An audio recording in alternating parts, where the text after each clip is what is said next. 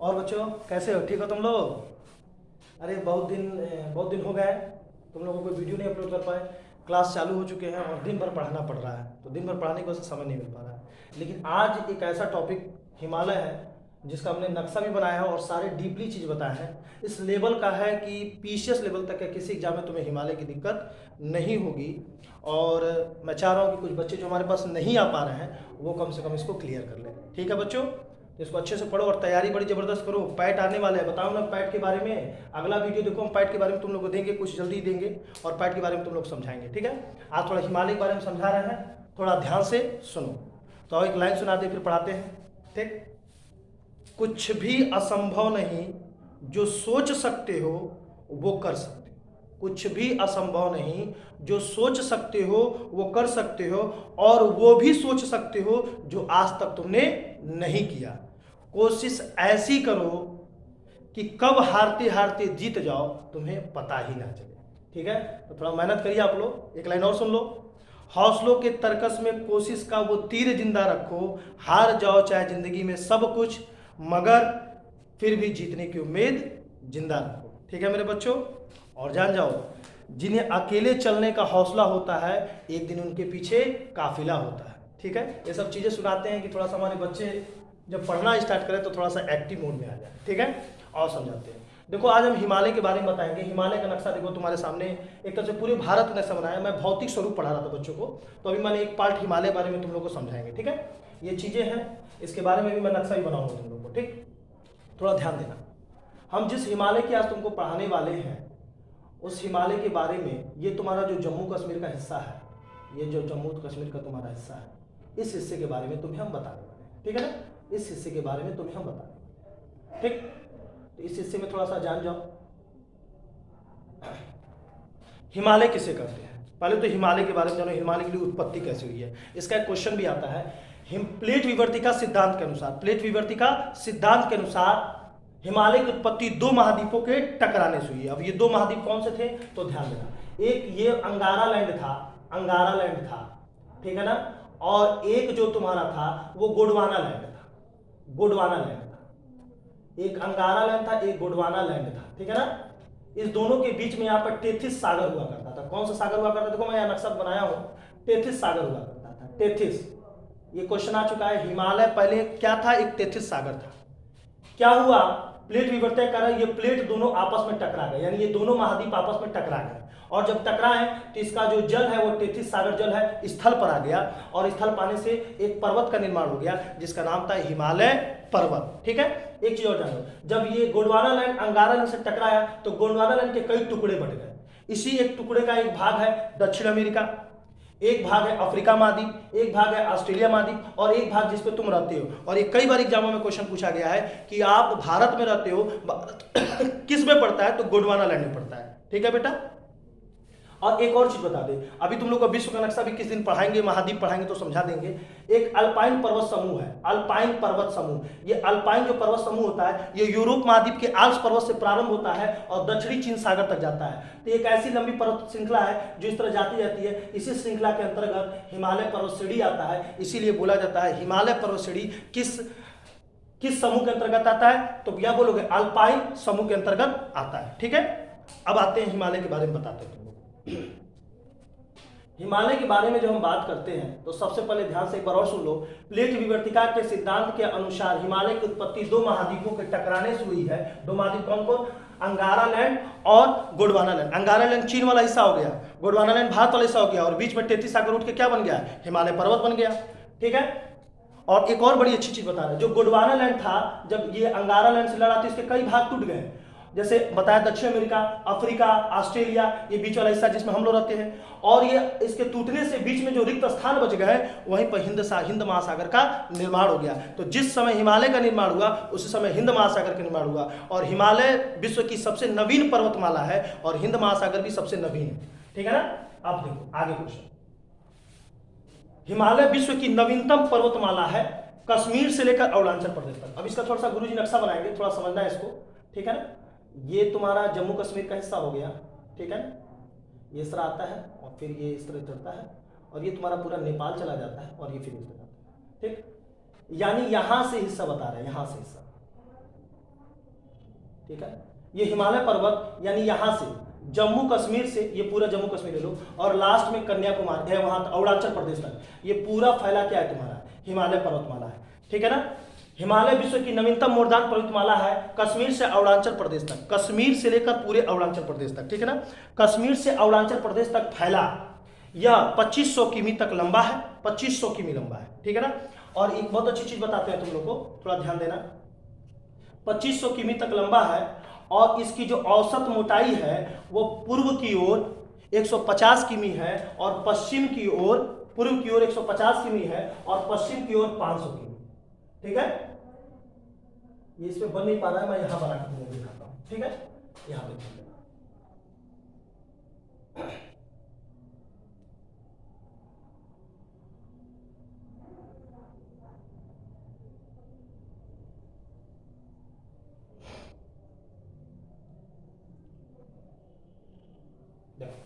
याद ध्यान देना, यहां से लेकर हिमालय पर्वत, यहां से लेकर ये पूरा तुम्हारा गया और ये लास्ट में अरुणाचल प्रदेश तक तुम्हारा जाता है।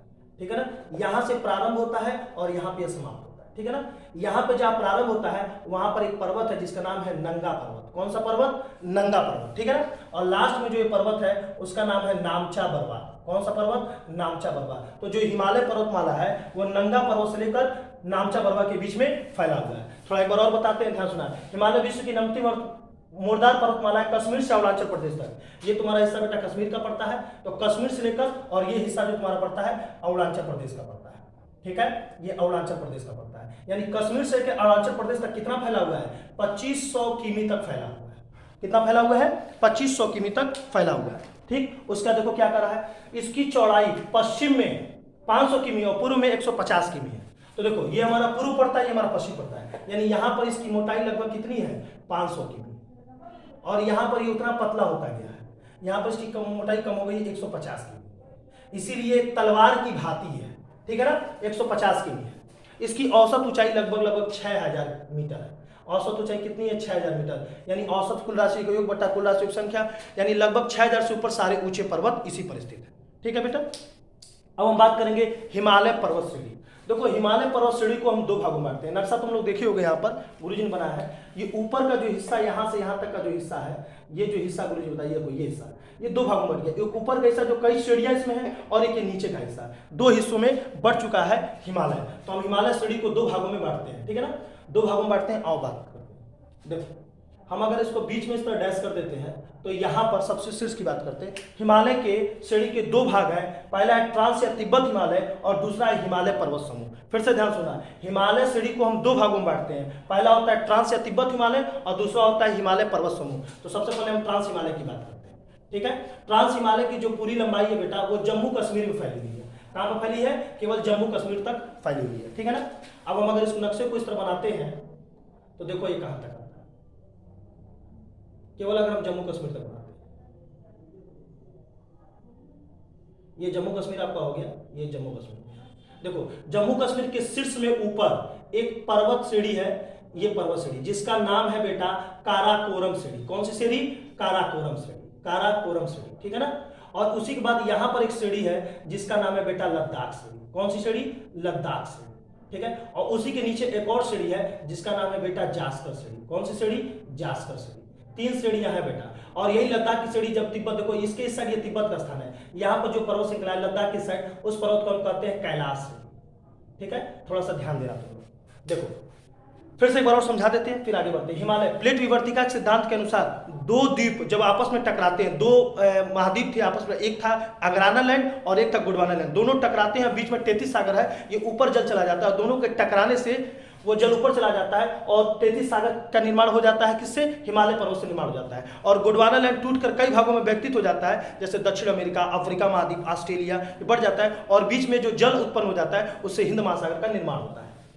हिमालय विश्व की नवीनतम मोर्दार पर्वतमाला है, कश्मीर से लेकर अरुणाचल प्रदेश तक फैली हुई। मैंने अक्सर बताया हूं, जो मैंने यहां से बताया कश्मीर से लेकर अरुणाचल तक फैला हुआ था। ठीक है। ये हिमालय का है। टोटल इसकी लंबाई कितनी है? 2500 किमी है। शुरुआत में इसकी मोटाई कितनी है? यानी पश्चिम की तरफ मोटाई 500 किमी है और पूर्व की तरफ मोटाई अरुणाचल प्रदेश की मोटाई इसकी कितनी है? 150 किमी है। इसकी औसत ऊंचाई लगभग 6000 मीटर होती है। अब हम हिमालय श्रेणी को दो भागों में बांटते हैं। हिमालय श्रेणी का वर्गीकरण दो भागों में, पहला होता है ट्रांस या तिब्बत हिमालय। तो हम बात कर रहे हैं ट्रांस या तिब्बत हिमालय की बात कर रहे हैं, ट्रांस या तिब्बत हिमालय की बात कर रहे हैं। जब ट्रांस या तिब्बत हिमालय की बात कर रहे हैं तो सबसे पहले जानो ट्रांस या तिब्बत हिमालय जम्मू कश्मीर तक फैला है, यानी इतना दूर का हिस्सा का ऊपर जो हिस्सा है, यानी ये जो ऊपर का हिस्सा है वो तुम्हारा क्या है, ट्रांस या तिब्बत हिमालय। ट्रांस या तिब्बत हिमालय जो हमारा है बेटा, ट्रांस या तिब्बत हिमालय जो है, इसके बारे में एक बड़ा अच्छा चीज हम बता देते हैं, फिर से एक बार ध्यान देना तुम लोग, ठीक है, ये जान देना। ये हिस्सा जो है, ये हिस्सा जो है, ये बेटा POK है, और ये जो हिस्सा है तुम्हारा, ये तुम्हारा है अक्साई चीन। तो एक तरह से देखा जाए तो ये हिस्सा चीन के अंडर में है और ये हिस्सा POK के अंडर में है, तो हमारा तो इसके अंदर ही है, और इसी के अंदर दो भागों में बटा हुआ है, ये है जम्मू कश्मीर और ये है लद्दाख, जो 2 केंद्र शासित प्रदेशों का निर्माण हुआ है, ठीक है। अब आगे ध्यान देना, ये जो चीजें हम तुम लोग को बनाया है बताएं।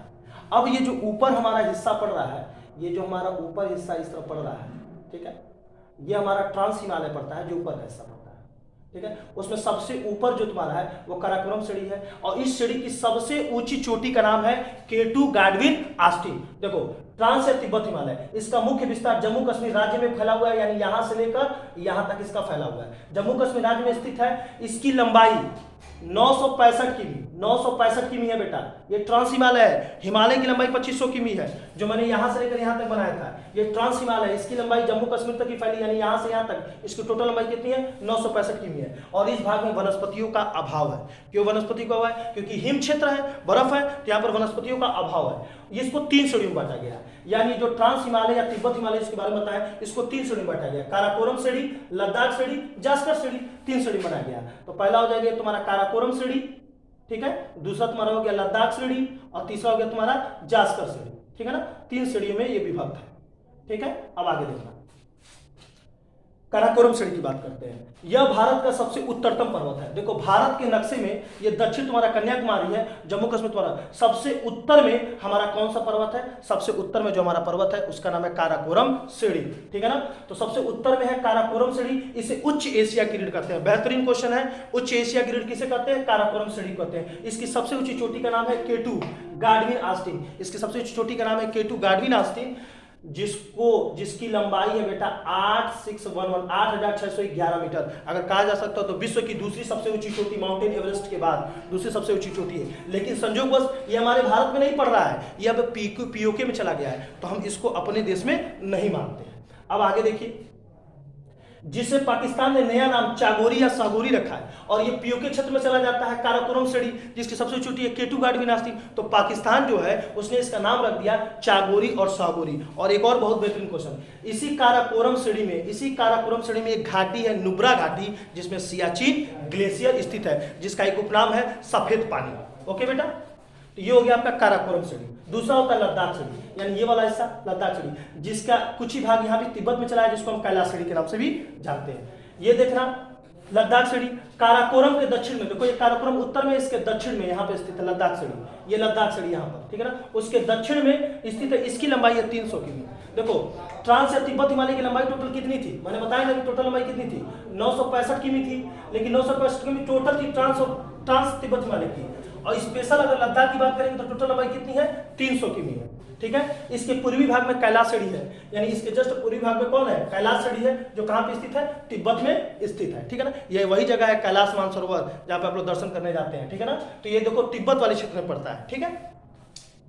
दूसरा हो गया लद्दाख। तीसरा होता है जास्कर श्रेणी, ये तीसरा, ये जो नीचे वाला है, यानी ये जो तीसरा है, ये जो तीसरा जास्कर श्रेणी, इसके बारे में देखिए, यह लद्दाख के दक्षिण में और बृहद हिमालय के उत्तर में, लद्दाख के दक्षिण में और हिमालय के उत्तर में, ठीक है ना। इसके हिमालय में ये है हिमालय पर्वत, तो इसके बीच में स्थित है, ठीक है। वो क्या है, जास्कर श्रेणी। और आपको मालूम होना चाहिए कि लद्दाख और जास्कर के बीच में सिंधु नदी भारत में प्रवेश करती है, तो तुमको मालूम होना चाहिए यहीं पर तुम्हारा मानसरोवर झील है तिब्बत का, और यहीं से सिंधु नदी इस तरह जाती है और जास्कर और लद्दाख के बीच से प्रवेश करती है भारत में। और तुम लोग मालूम होना चाहिए सिंधु का 20% जल ही हम यूज कर सकते हैं, ठीक है, शिमला समझौता के अंतर्गत। तो ये तुम्हारे 3 चीज हो गए। अब तुमसे कोई पूछेगा हिमालय का वर्गीकरण, हिमालय श्रेणी का वर्गीकरण, तो हिमालय श्रेणी को तुम 2 भागों में बांट सकते हो। पहला है ट्रांस या तिब्बत हिमालय, जिसकी 3 श्रेणियां हैं, काराकोरम, लद्दाख और जास्कर। और काराकोरम जो श्रेणी वो POK में पड़ता है, जिसकी सबसे ऊंची चोटी का नाम है K2 गाडविन आस्टीन, 8611 मीटर, जिसको पाकिस्तान में माना जाता है। तो पाकिस्तान इसका नाम चागोरी या सागोरी बुलाता है। और ध्यान देने की बात है, वहीं पर एक नुब्रा घाटी है जिसमें सियाचिन ग्लेशियर है, ठीक है। तो POK का क्षेत्र पाकिस्तान में नहीं बेटा, भारत का ही है, ठीक है ना, ये ध्यान रखना। अब आगे बढ़ते हैं, हिमालय पर्वत समूह। अब दूसरी बात कर रहे हैं, अब इस नक्शे में ऊपर वाला हिस्सा जो मैंने बांट दिया ये हो गया ट्रांस या तिब्बत हिमालय। अब नीचे वाले हिस्से में आता हूं, ठीक है। अब देखो इस पर थोड़ा ध्यान देना, बड़ा अच्छा क्वेश्चन तुम लोग हम तैयार कराएंगे, ठीक है।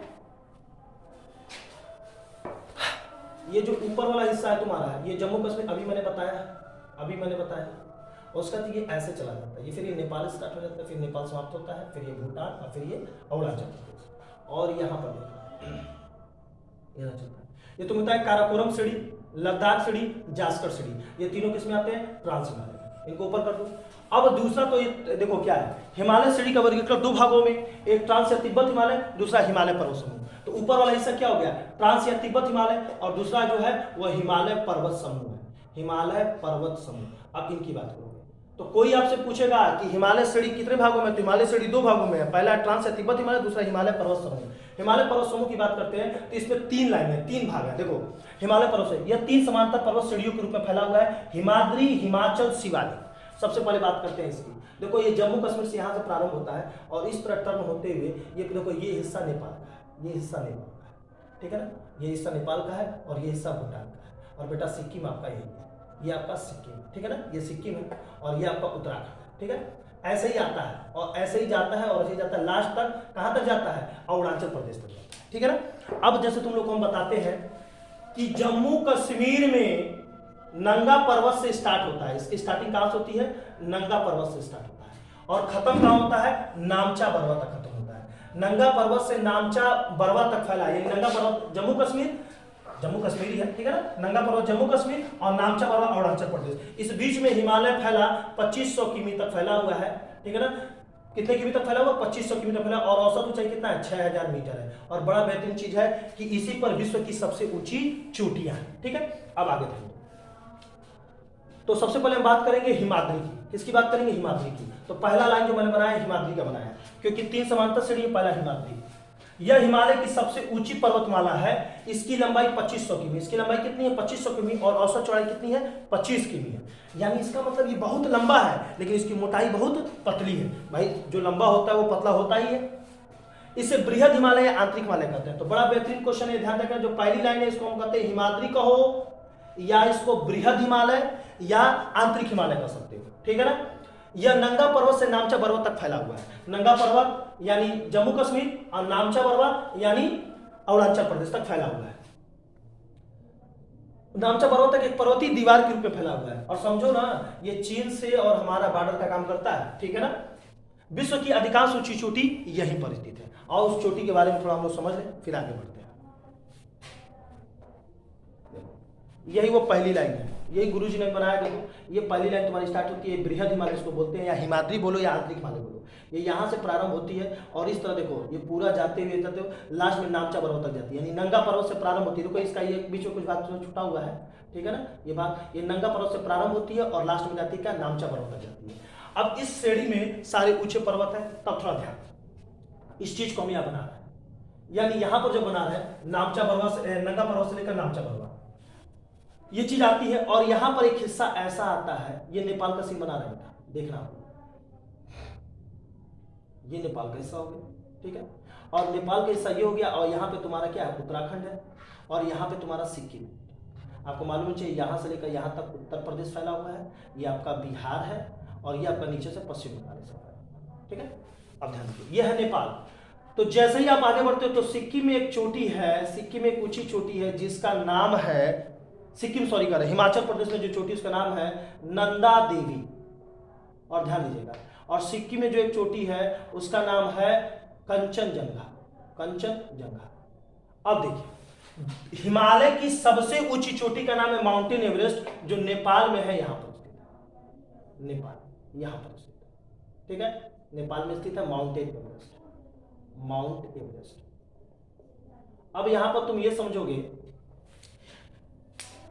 ये जो पहली लाइन है जिसको हम क्या करते हैं बेटा? हिमाद्री, बृहद हिमालय या आंतरिक हिमालय कहते हैं, जो नंगा पर्वत से लेकर नामचा बरवा तक 2500 किमी फैला हुआ है, लेकिन इसकी सारी ऊंची चोटी इसी पर है। और इस चोटी में हम नेपाल में, ये इसकी सबसे ऊंची चोटी है, जो विश्व की सबसे चोटी है माउंटेन एवरेस्ट, जो विश्व की सबसे ऊंची चोटी है। विश्व की जो दूसरी सबसे ऊंची चोटी है K2 गाडविन आस्टिन। ये ध्यान रखिएगा, ये किसमें आता है? ट्रांस हिमालय में आता है। इसे मालूम नहीं आता, ट्रांस मालूम आता है, लेकिन K2 हमारा हिस्सा कहाँ है, अब तो POK में चला गया, तो ये कहाँ चला गया, POK में चला गया। तो तीसरी सबसे ऊंची चोटी कौन है, कंचनजंगा, जो कहाँ पे है, सिक्किम में, हमारे देश में। इस प्रकार भारत की सबसे ऊंची चोटी कौन हो गई, कंचनजंगा, कहाँ पे है, सिक्किम में है। और विश्व की सबसे ऊंची चोटी में कंचनजंगा का कौन सा नंबर है, तीसरा नंबर। ठीक है, अब आते हैं उसके बाद देखिए, ये माउंटेन एवरेस्ट हो गया। और थोड़ा नेपाल में बता देते हैं कुछ, जैसे जस्ट इस माउंटेन एवरेस्ट के बगल में यहाँ पे एक और पर्वत है जिसका नाम है लोहासे, ये भी नेपाल में है, लोहासे। और ये जो लोहासे है बेटा ना, ये जो लोहासे है ये विश्व का चौथा सबसे ऊंचा पर्वत है, ठीक है ना, लोहासे। और माउंटेन एवरेस्ट के जस्ट बगल में इस साइड में एक और पर्वत है जिसका नाम है चोयू, नाम होगा चोयू पर्वत। कौन होगा, चोयू पर्वत। अब इस प्रकार तुम कह सकते हो कि माउंटेन एवरेस्ट जो नेपाल में है, दो ऊंचे पर्वतों से घिरा हुआ है, एक तरफ है चोयू पर्वत और एक तरफ है लोहासे। यानी कह सकते हो माउंटेन एवरेस्ट के पूर्व में लोहासे है और माउंटेन एवरेस्ट के पश्चिम में चोयू पर्वत है जो नेपाल में स्थित है। और लोहासे की लंबाई जो है वो 8501 मीटर है। माउंटेन की लंबाई कितनी है, एक्यूरेट अगर जानता हो तो जानना चाहिए तुम लोग को, 8848.84 मीटर। हम लोग मोटा मोटी पढ़ लेते हैं 8850 मीटर, ठीक है ना। तो ये आपका एक्यूरेट होता है। ये है माउंटेन एवरेस्ट। ये क्या है, माउंटेन एवरेस्ट। तो माउंटेन एवरेस्ट दो पर्वतों के बीच से घिरा हुआ है, चोयू पर्वत और लोहासे पर्वत के बीच में है, ठीक है ना। अब देखो, जब ये उत्तराखंड खत्म होता है, नेपाल प्रारंभ होता है, उत्तराखंड खत्म होता है तो सिक्किम प्रारंभ होता है। तो उत्तराखंड में है नंदा देवी और सिक्किम में है कंचनजंगा। तो भारत की सबसे ऊंची चोटी कंचनजंगा, जो विश्व की तीसरी सबसे चोटी है, 8598 मीटर, ये हमारी पहली है। और नंदा देवी विश्व की 11 नंबर की चोटी है, जो हमारी भारत की दूसरी सबसे ऊंची चोटी है। तो विश्व की सबसे बड़ी चोटी माउंटेन एवरेस्ट नेपाल में है और भारत की सबसे ऊंची चोटी कंचनजंगा, जो विश्व की तीसरी सबसे ऊंची चोटी है, वो सिक्किम में है। और दूसरी हमारी जो सबसे ऊंची चोटी है वो नंदा देवी है। अब यहाँ पे एक और कंफ्यूजन है जो तुम लोग हमको चाहेंगे दूर करें, वो चीजें यहाँ पे देखो।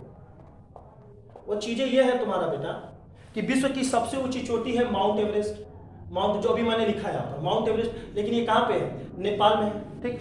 विश्व की दूसरी जो सबसे ऊंची चोटी है वो K2 है, गाडविन ऑस्टिन, जो इस समय POK में पड़ता है। तो भारत की स्थानीय अगर ये होता तो ये हमारी सबसे ऊंची चोटी होती, लेकिन अब ये नहीं है। तीसरी जो विश्व की सबसे ऊंची चोटी है वो कंचनजंगा है, वो हमारे भारत में है। तो विश्व की तीसरी सबसे ऊंची चोटी जो भारत की सबसे ऊंची चोटी, जो चौथी सबसे ऊंची चोटी है वो लोहासे, वो भी नेपाल में। पांचवी जो सबसे चोटी मकालू है वो भी नेपाल में। और मकालू देखो यहाँ पर लोहासे के बगल में, यहाँ पर मकालू है, ये है मकालू, ठीक है, मकालू है।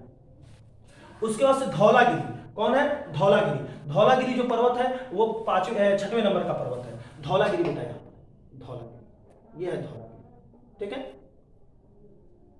उसके बाद से धौलागिरी के बाद से नंगा पर्वत। ये नंगा पर्वत कहां पे है, यहां पर जहां से स्टार्टिंग होती है, यानी हिमालय जहां से स्टार्ट होता है, नंगा पर्वत से नामचा पर्वत। लेकिन ये नंगा पर्वत भी बेटा आपके POK क्षेत्र में आता है, इसलिए POK में चला जाता है, ठीक है।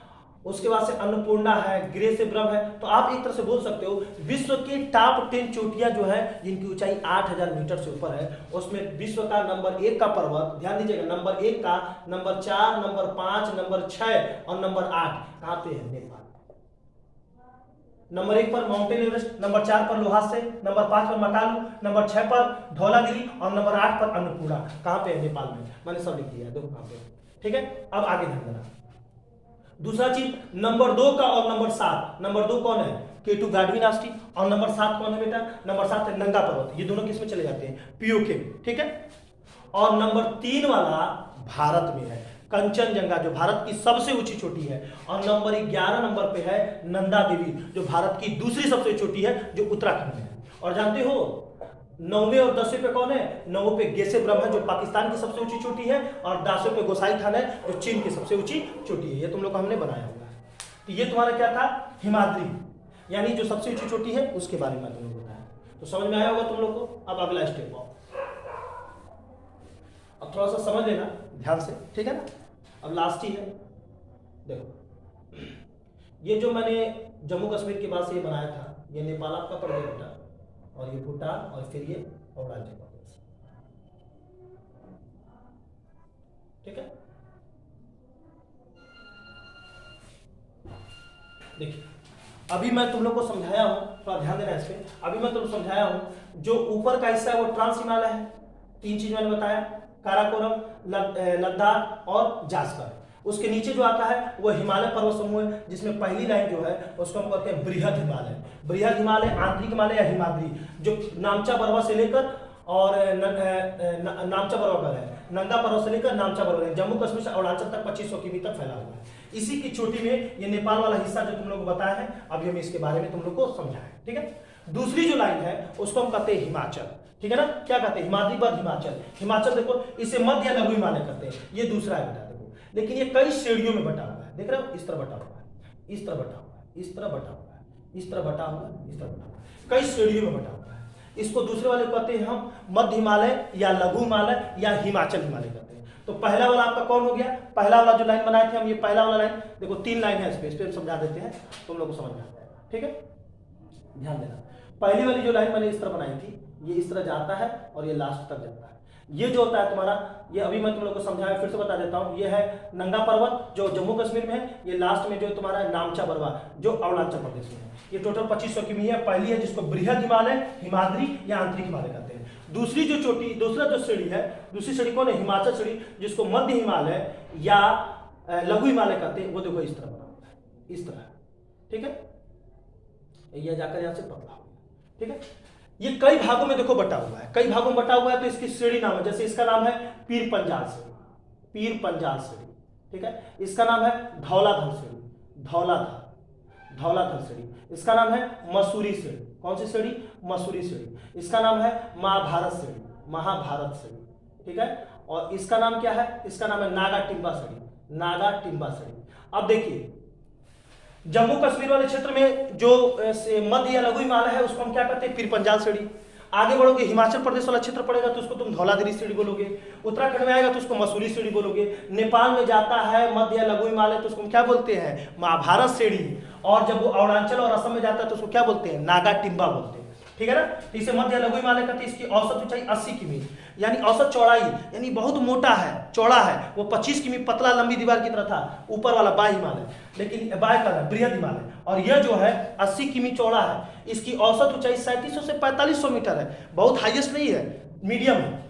पीर पंजाल, धौलाधर, नागा टिम्बा, मसूरी, महाभारत जो नेपाल में कहा जाता है, ये सब श्रेणियों से पाई जाती है। तो देखो ये इसी तरह, लेकिन बीच में कई जगह इसके टूट गए तो अलग अलग इसके नाम पड़ गए, लेकिन ये पूरे रूप से क्या नाम है इसका? इसको हम कहते हैं मध्य या लघु हिमालय या हिमाचल हिमालय। अब आगे देखना, भारत के अधिकांश पर्यटक स्थल शिमला, डलहौजी, मसूरी, रानीखेत, नैनीताल, दार्जिलिंग सभी से स्थित है, यानी इसी श्रेणियों पर। अब जैसे मान लो शिमला है, धौलाधर में होगा, जैसे मसूरी में क्या होगा तुम्हारा? डलहौजी होगा, जैसे तुम्हारा नागा टिम्बा में क्या होगा? दार्जिलिंग होगा, जैसे पीर पंजाल में तुम्हारा जो भी हो, ठीक है ना, शिमला होगा।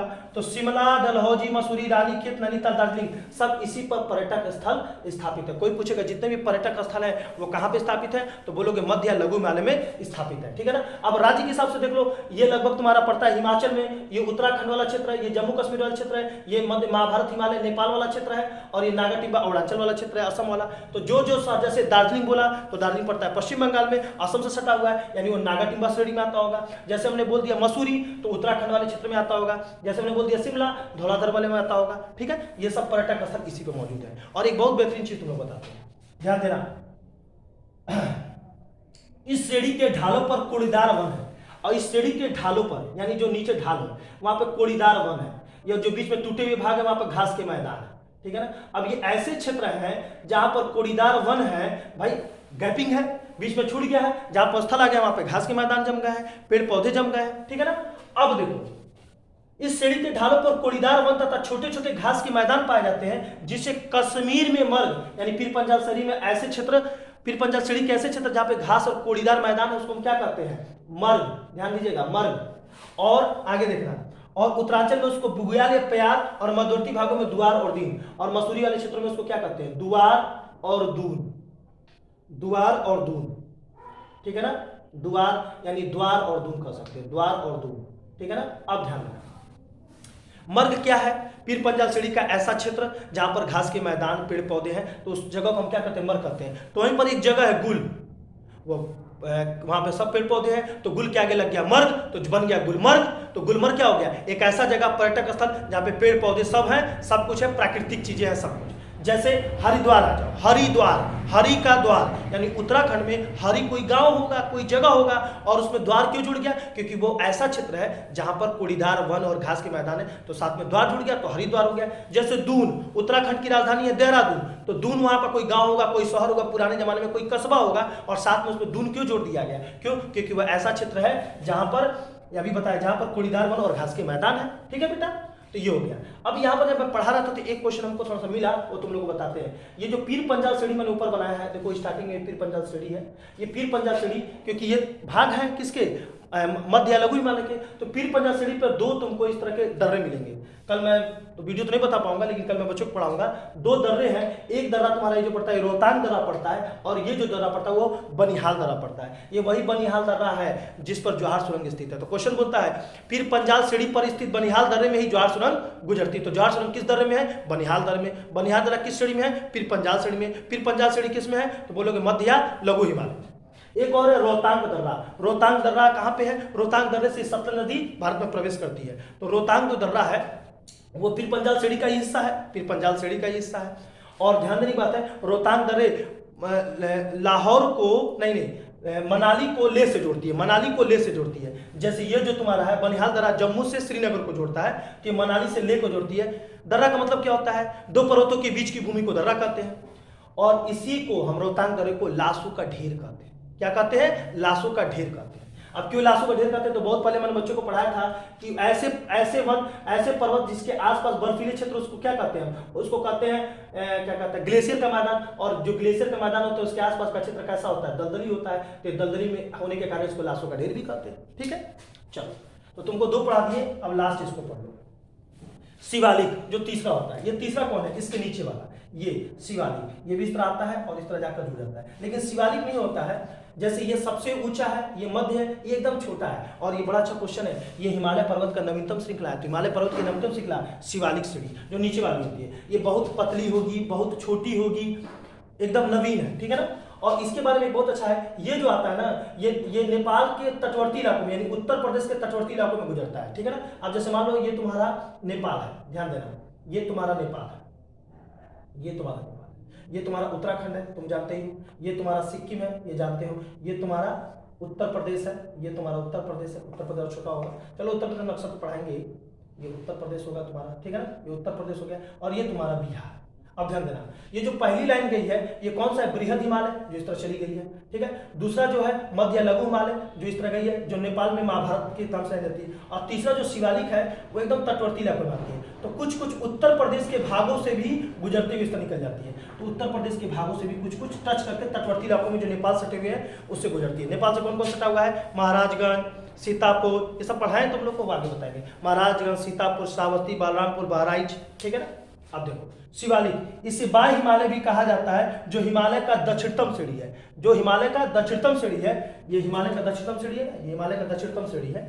इसकी औसत ऊंचाई 900 से 1200 मीटर, एकदम थोड़ा सा, यानी अभी ये नवीन है, 900 से 1200 मीटर है। इसकी चौड़ाई 10 से 50 किमी है। और देखो कश्मीर, हिमाचल, पंजाब में इसकी चौड़ाई अधिक है, यानी इस क्षेत्र में स्टार्टिंग वाले क्षेत्र में इसकी चौड़ाई लगभग 50 किमी है। इस पूरे की नहीं, ये नीचे वाली की बात कर रहा है, शिवालिक की 50 किमी है। और लास्ट में जो आखिरी समय है वहां पे इसकी चौड़ाई कितनी है? मात्र 10 किमी है। ठीक है?